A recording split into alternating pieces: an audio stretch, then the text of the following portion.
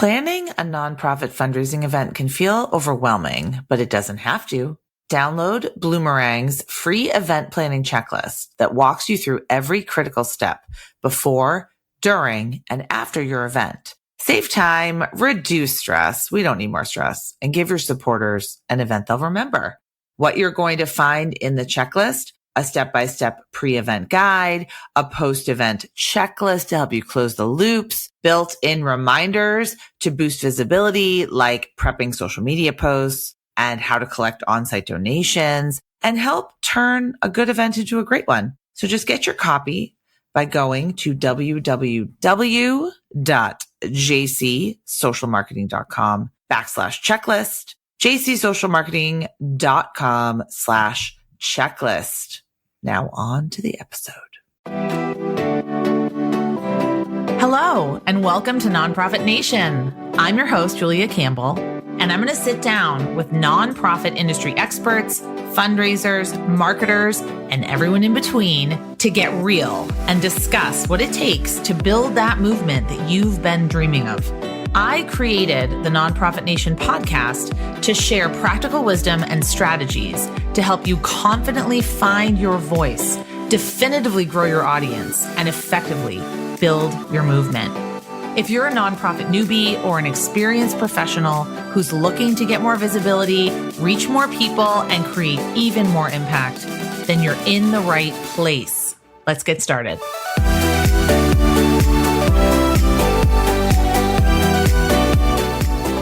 Hi, everyone. This is Nonprofit Nation with your host, Julia Campbell. Today, we're talking about artificial intelligence, namely AI prompts that help nonprofits do more with less. And I'm joined by Faigy Gilder, a nonprofit digital marketing strategist with over 15 years of experience helping small organizations punch above their weight. And Faigy specializes in teaching AI workflows tailored specifically to the unique challenges that nonprofit professionals face. I'm just so excited to meet you, Faigy, and thanks for being on the podcast. Thank you for having me. It's really nice to be here and to meet you. I'm Faigy. I've been in the nonprofit sector for more than 15 years.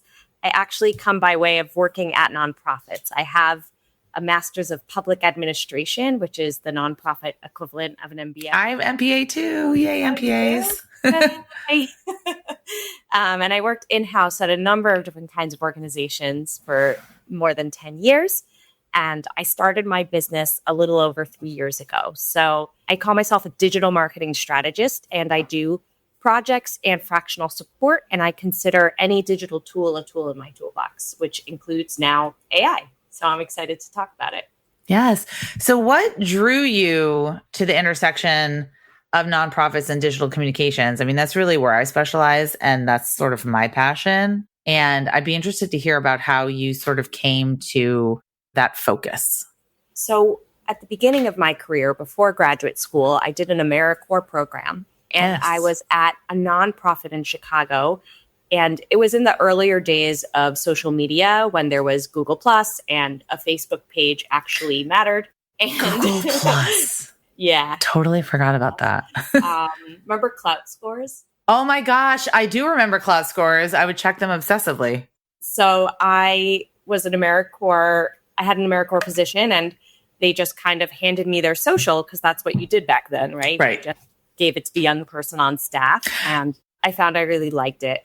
I also happen to be creative. I like to paint and write. So I think the writing plus the digital content creation side of things suited me. And then ever since then, I had content related roles at nonprofits. Oh yeah. Cloud Scores, Google Plus.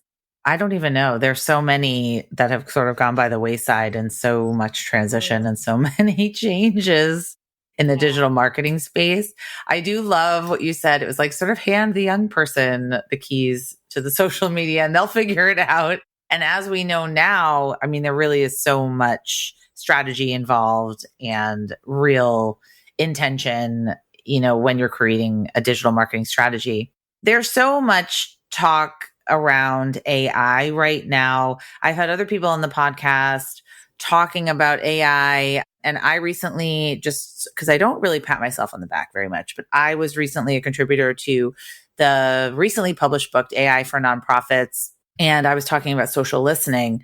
But why do you think that AI is especially relevant for small nonprofits sort of in this moment? Yeah, I love that. Congratulations. I think social listening is a great Thank you. topic. I define a small organization, to preface. I define it as small staff.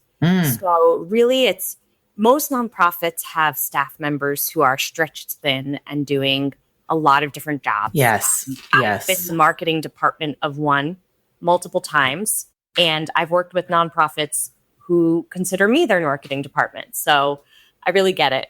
And I think AI and automation, it shines at helping people do more with less, which is exactly what the nonprofit sector needs. So once AI and LLMs became more ubiquitous, I knew I needed to learn it because as an outsider working with nonprofits, I consider part of my job to learn things they don't have the time to learn and then bring it back to them. So, right, like ads and automation, AI, like any kind of tool, because as like we said with clout, they come and go. And so you don't have the time when you're trying to execute a mission to learn about things that might stick around, might not, might be useful, might not. So I consider that part of my job.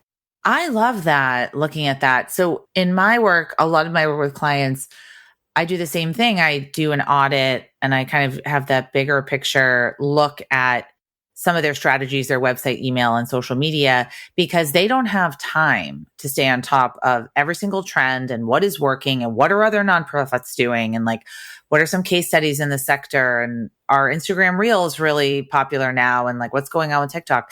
So that, I love that. I really see that, as our job to be that sort of filter and that lens for the trends and for the tech. So I know that a lot of nonprofits are really overwhelmed by the tech, especially by AI.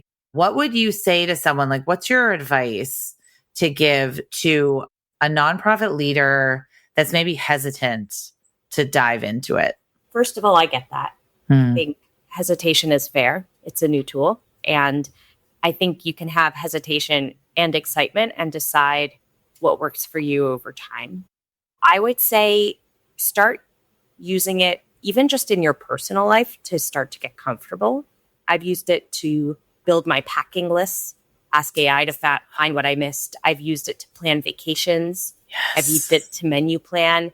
I think just using it helps you get familiar with like what it can do and see and brainstorm other ways to use it. So that's one thing. I would start with just one tool. One of the main players is more than sufficient. And you can just start with the free version until you think you're going to use it more. I completely agree with you. I think one of my favorite examples, I'm not sure if I have shared this on the podcast, so if you've already heard this, listeners, you're going to hear it again, but just asking questions. So my sister brought over some chicken that she had purchased at like the farmer's market, and she wanted to air fry it. So instead of Googling a recipe, I asked ChatGPT, I said, here's how much chicken, here's the weight. And then I took a picture of my air fryer and I said, how can we air fry it so it will be delicious? And it gave us specific instructions for my specific air fryer. And it was amazing. So it's really like the intern and the assistant that you don't have. I love the idea of a packing list. I love the idea of planning trips. I know a lot of my friends have used it to plan trips because you can get very, very specific. Like, we don't want to walk this much, or, we have, an elderly parent with us. What can we do if we're in Italy for XYZ? So I think using it in your personal life, diving into it, is going to make you a lot more comfortable. You talk specifically about creating donor personas with AI. This is not something that I've heard of. I think this is really interesting. Can you walk us through what that is and how you approach that? So donor personas and audience research in general are one of my personal favorite use cases. And the way I do it is the way I do a lot of my workflows with AI, which is that I like to start with a bot that helps me craft my prompts. So for basic tasks, you don't need to do this. LLMs have come a long way. By LLM, I mean large language model, which includes things like ChatGPT, and they're meant to talk to you like a person. But we know they're not thinking. It's pattern detection, it's probabilities. But I like to use AI. I start with a bot that helps me build a prompt, because part of AI's work is, to me, to help me lift the mental load. So while I can memorize the basics of a good prompt, I don't want to have to remember it every time. So I'll start with a prompt, and I'll start with developing a prompt that helps me develop personas based on my use case. But to give you, to take a step back and give an overview of this specific case, what I'll do is I use an AI note taker in my day-to-day work. I let people know I'm using it. I only use it to take notes for my personal use. There are audio-only ones available as well if you don't want video ones, but a lot of them have free versions like Fathom and Fireflies. So it's really important to keep those going, and you can use the free version of those. Then I use something like Zapier. In the free version, you can do this to have an automation that saves all my transcripts to, for example, a Google Drive folder. So I just keep them all stored there, and I don't have to think about it. Then what I do, it's a multi-step process. Sure. So follow with me here. You're recording with notes. You're saving your files somewhere. You can take a whole bunch of transcripts with your supporters and attach it to an AI conversation. And now you're going to ask it to detect patterns. So you can ask it, given all these conversations, what can you tell me about my donors' hopes, fears, aspirations, goals, values, right? All the things you need to know that motivate people. That's a brief overview. One of my favorite tools for doing this, the end result, is Google has a product that's also free called Notebook LM. You can open a notebook, and each notebook in the free version, you can upload up to 50 documents. And then you use the AI chat to interact with your source material. And what's really beneficial about this is that you avoid something called hallucination, where AI makes things up. So you have a square of AI making things up. And I like Notebook LM because it sticks to what you provide, and it brings things up for you and will find the patterns. So that's where I start with my audience research. You can also use deep research mode in any given AI tool. For example, Perplexity gives you 3 free deep research searches a day. And ask it for your primary donor that you're building a persona for. So let's say you're building a persona for, I'll take myself, a woman in her mid-30s, lives in the state of New Jersey, right? So you ask it to deep research this persona, including their values, including their hopes and fears, including everything you might want to know about what motivates a person. I know this is getting confusing, but no, I love this. At least I go to a new chat and I say, I attach my synthesis of donor conversations and I attach my deep research. And then I ask it to build a persona. So you can build, I have prompts that help me build personas. So I'm happy to share them after, in the show notes. But you can also just ask AI, hey, take all of this and build a persona for me. You can ask AI to generate it into a document, make a 1-page document, and you can literally copy paste it. And I think it's important for listeners to know, a lot of my listeners, I think, are pretty tech savvy, but for people that don't know, this is all confidential. This is all you. This is your database, or this is your own private chat that you are having. And these are your personas, but it's helpful to have that information that you can then explain maybe in a presentation or talk to your board, create marketing materials, create fundraising materials around. The other thing I want to pull out of this is what AI cannot do is have those conversations with donors, right? That is where the nonprofit sector, that is where development professionals and nonprofit leaders, that is where we shine. That is where we will never be replaced, is making those personal connections and having those conversations. But once you have those conversations, it's almost like a brainstorming partner thinking through like, what are some questions I should be asking my donor? What are some ways I can improve my conversations? It's almost like having another development director to kind of brainstorm with you. I really like that. So do you use AI in other ways for fundraising, like grants, annual appeals? Can you talk about how you might use AI for those kind of materials? So to be honest, I use AI in almost everything I do. It's my co-pilot that's always open. Yeah, it's like a co-pilot. Yes. Yeah. And I love what you said, that it shouldn't replace people. I think of it as creating space and time to do what people are best at. So Right. if you aren't bogged down by the middle 80% of tasks that AI can do, then you have more time to build relationships, to say thank you, to make phone calls, to have conversations, to go out for coffee, because we're already trying to do too much with too little time. Mhm. So I don't think of this at all as a replacement. It's really just to do things on a budget and faster because we have to. Exactly. I love that. To do more with less. Do more with less. So for example, for grants, Yeah, I love examples. what I would do is if you have successful grants applications, right, that have led to getting money, you could attach a bunch of those to a conversation. And again, we're looking for patterns. Ask AI, what are the commonalities between these grant applications? What made them strong applications? What do they have in common, right? You want to pull those things out. And so you're not doing guesswork every time you start an application. And then you can even attach to a conversation those patterns, the basic data and stories you've gathered to include in your application, the application guidelines from the provider. Mhm. And you don't have to ask it to write it for you. You could ask it for an outline, for example.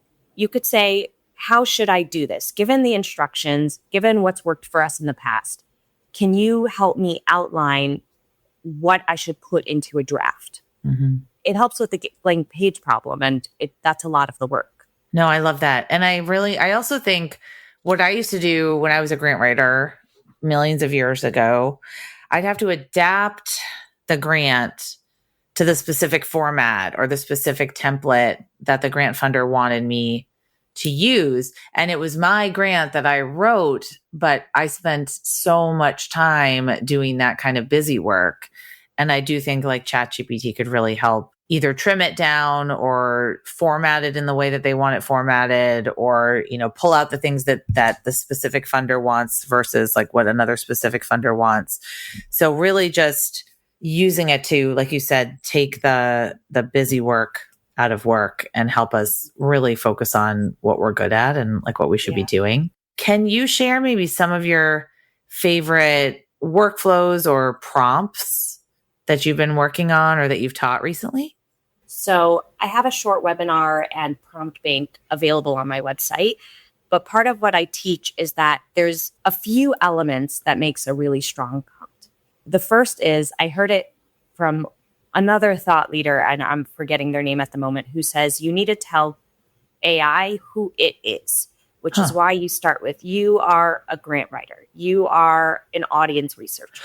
Right. You are a copywriter, right? So you start with giving it context for who it is.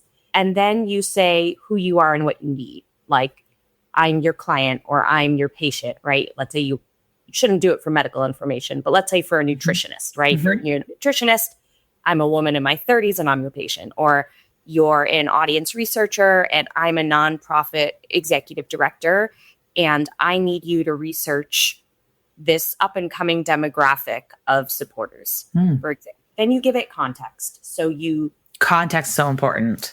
Yeah. Tell it more about you or tell it more about your organization. You can attach documentation to a conversation. So I really love doing that as a shortcut. So like, I've attached our brand guide. I've attached a slide deck. That tells you everything you need to know about us, right? That's all you need to do. Then you can ask it for specific kinds of output. So I like to ask for tables, for example, because it'll fill it out really interestingly in the intersection of rows and columns.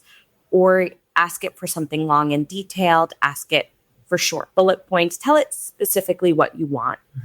Tell it what its goal is. Like, here's what I need the end result to be. Yes. Tell it to ask you questions if it needs more information. You never have to answer all the questions. Sometimes I've seen a few questions and I'm like, I don't want to answer that. And I'm like, just keep going. And it keeps going. Mm-hmm. But sometimes it helps you give it more information to get a better result. Last but not least, you want to ask it for reasoning and to share its reasoning. Now, you could say, think step by step, think logically, tell me why, any sort of variation of that, because it actually helps you get better results. It's not even about what you read. I read this fantastic book by someone who helped develop AI at Google. And he says it helps it to actually give you a better result. I think it forces it almost to slow down. Yeah. And to do things more methodically. So those are the basics of a good prompt in general. And I have a bot that implements all of that into any prompt I ask for example. So I don't have to write it myself every time. That's kind of the background. And then from there, I really love to use AI box. I mean, I really use it for so much, but anything pattern recognition related is especially great, which is why I think people have found that it's great for making up silly songs or poems, right? You'll go to an event and someone gets up and they wrote a speech or they wrote a poem or they wrote a funny song and they did it using AI because AI, those are patterns. So that's part of what makes it so great for research, but also for writing like you. You can get AI to write like you. That's another fantastic use case. Exactly. It's all about the prompts, and the prompts for people that are saying, well, maybe what is a prompt? It really is just what you're putting in, what you're typing in, what you're asking it to do. So it's sort of like a Google search. If you are doing an incredibly vague Google search, then you're not going to get the results that you want. But the more specific that you get, the better the results are. So it's the same with an LLM like Claude or with ChatGPT. And the analogy I always use is it's like when I was working with interns and I would be training interns, and you have to be very specific with context, with what you want, with what the goal is. You can't just say, write a press release, because if you just say write a press release, you could get any number of things. You get a 3-page press release, or you could get 5 bullet points. I mean, you have to be very specific. What I really enjoy most about using ChatGPT to brainstorm, using it to do research, is that the more that it learns about you and what you want, then the more it can create sort of a really great result for you. So I just think that I just lean on it a lot as a research tool and sort of an editing and copywriting tool, because it's just something, once it sort of gets to know your style and your audience and your goals and what you want, it works really well.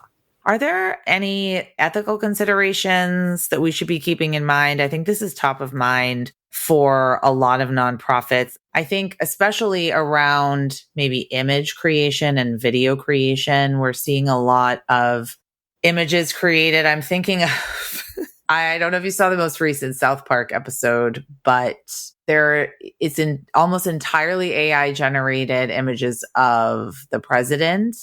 And I know they're using it for comedic purposes, but it's incredibly realistic.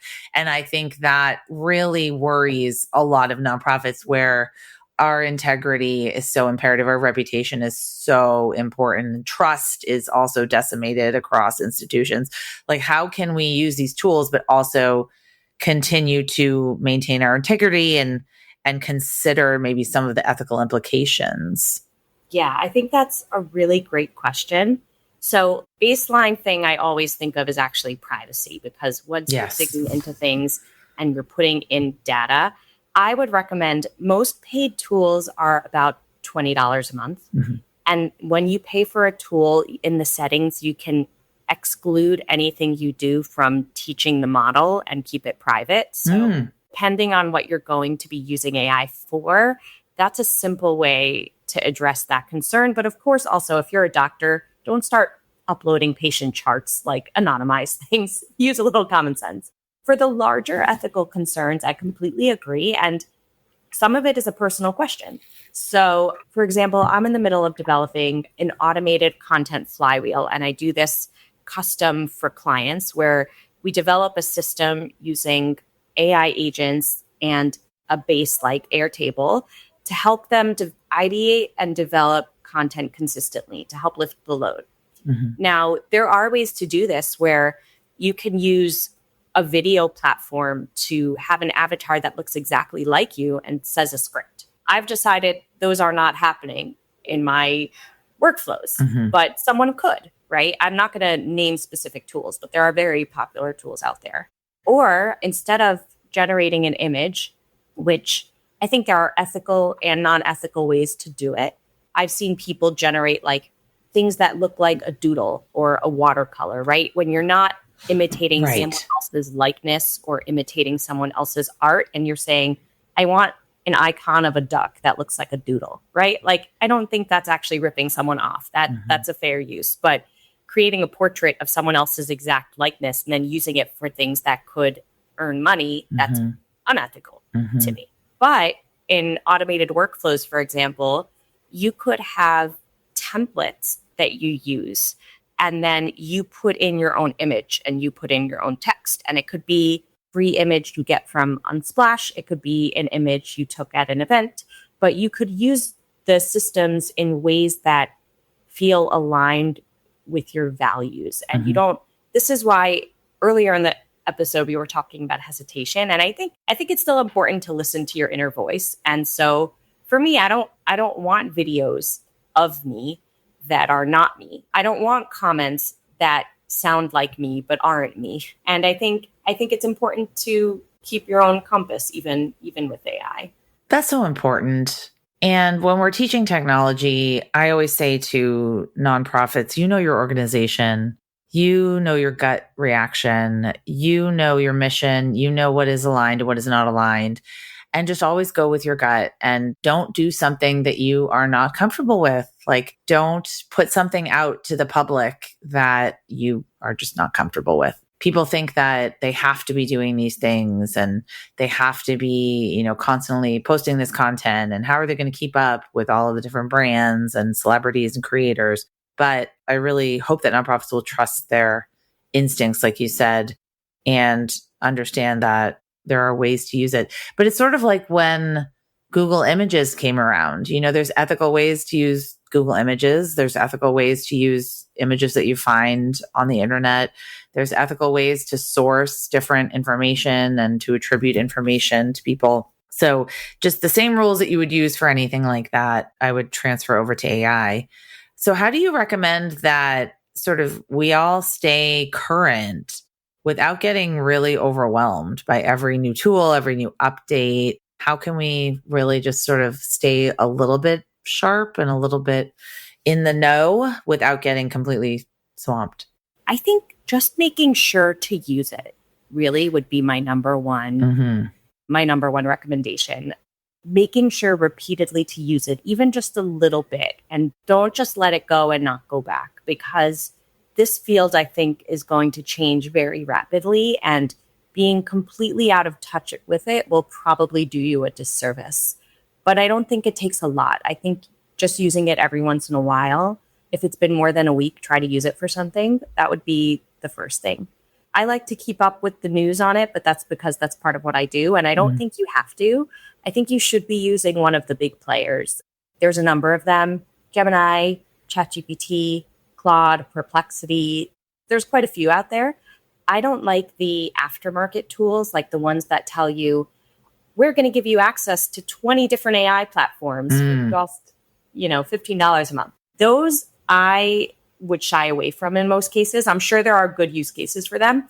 First of all, it's overkill. Second of all, a lot of times the way they're saving money is by shortening the context windows. And so what that means is the memory of your conversation is shorter. And that makes it harder to iterate and refine and go back and forth in the conversation for as long as you might want to. So really, you don't have to reinvent the wheel. Just use one of the bigger platforms and just continue to experiment. Yep. I love it. If someone's listening right now, they want to get started, do you have a favorite tool? I mean, for me, I love ChatGPT. I know we talk about it all the time on my podcast. It's just the one that I just kind of got started with and have not really moved on from it. What is the first simple step that you recommend? So I've bounced around a lot between tools because I find tools fun. Yes. Personally, for marketing tasks, I really like Claude. I do also use ChatGPT because that's what most of my clients use and that's what most people use. Gemini has also really come a long way. Gemini is really great for voice mode, actually. I think voice mode is an underutilized way of getting familiar with AI. There's like a little button and it'll talk back to you. And in the beginning of the conversation, for anything, you just use it for things you want to learn about and then tell it to keep asking you questions because that keeps the conversation going. Mm-hmm. So, for example, I've used voice mode to help define brand voices, right? Oh, yeah. Or your personal brand voice and say, keep asking me questions until you get a sense of what my voice is like and then document it for me. So those are some, I think that answers the question. I tangented a little there. I love the idea of having it just ask questions, just saying, I would even type into ChatGPT, I'm a nonprofit executive director. I'm really interested in using your tool, to help with my marketing and my fundraising. What are some questions you might have for me and how can I get started? I would really just put that as a prompt because you'd be surprised at some of the insights, some of the ideas that it's going to give you. So yeah, just kind of like, dip your toes and get started.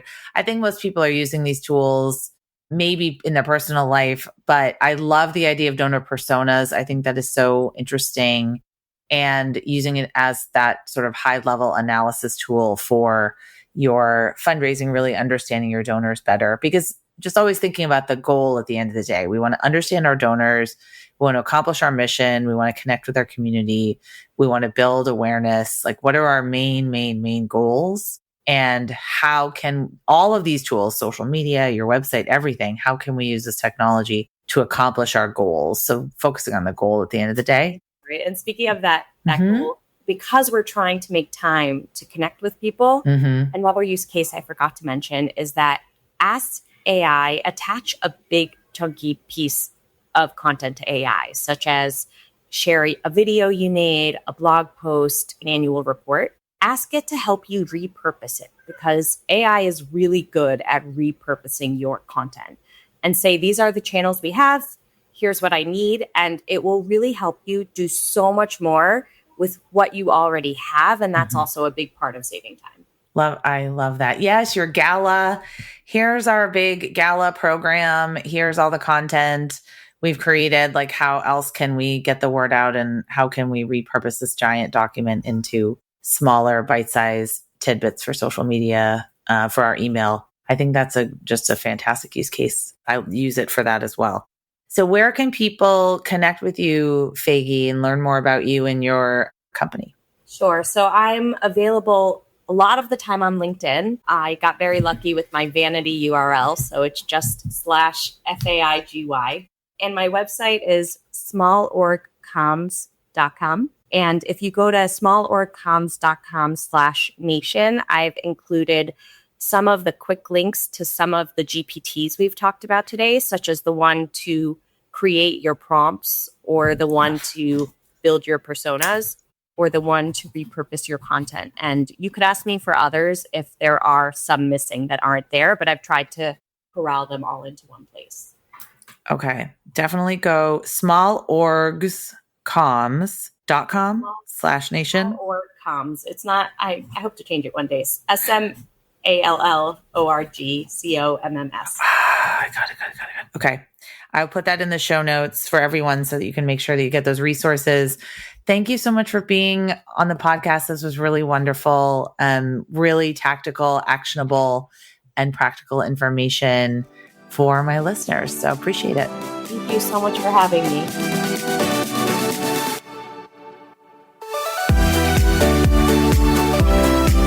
Well, hey there. I wanted to say thank you for tuning into my show and for listening all the way to the end. If you really enjoyed today's conversation, make sure to subscribe to the show in your favorite podcast app, and you'll get new episodes downloaded as soon as they come out. I would love if you left me a rating or a review because this tells other people that my podcast is worth listening to. And then me and my guests can reach even more earbuds and create even more impact. So that's pretty much it. I'll be back soon with a brand new episode. But until then, you can find me on Instagram at JuliaCampbell77. Keep changing the world, you nonprofit unicorn.